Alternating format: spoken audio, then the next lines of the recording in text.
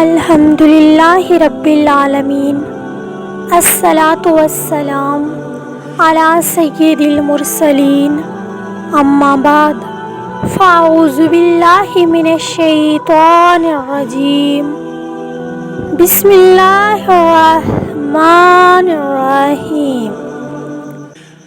محترم سامعین اکرام، السلام علیکم ورحمۃ اللہ وبرکاتہ۔ آج میں آپ کی خدمت میں ایک ایسا عمل، ایسا وظیفہ لے کر حاضر ہوئی ہوں جو تمام وظیفوں کا سردار ہے۔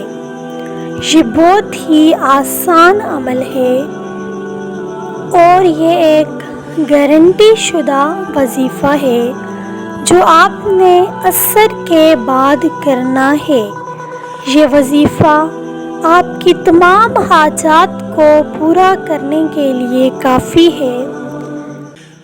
جس شخص نے عصر کی نماز کے بعد یہ عمل کر لیا تو اس کی تمام حاجات پوری ہو جائیں گی، اس کی کوئی حاجت ادھوری نہیں رہے گی اور ہر حاجت ضرور پوری ہوگی۔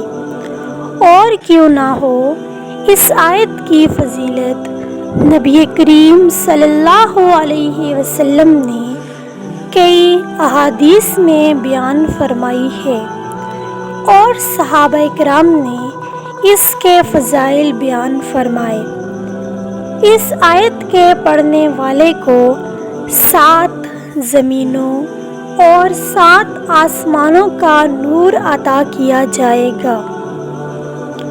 تو اپنے وظیفے کی طرف چلتے ہیں۔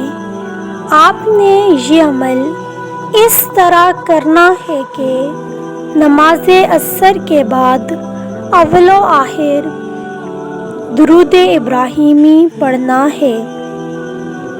نماز والا درود شریف آپ نے پڑھنا ہے اور یہ آیت مبارکہ تسمیہ کے ساتھ پڑھنی ہے، یعنی اول بسم اللہ الرحمن الرحیم پڑھیں، پھر آیت الکرسی اللہ لا الہ الا هو الحی القیوم، یہ آیت الکرسی آپ نے پوری پڑھنی ہے۔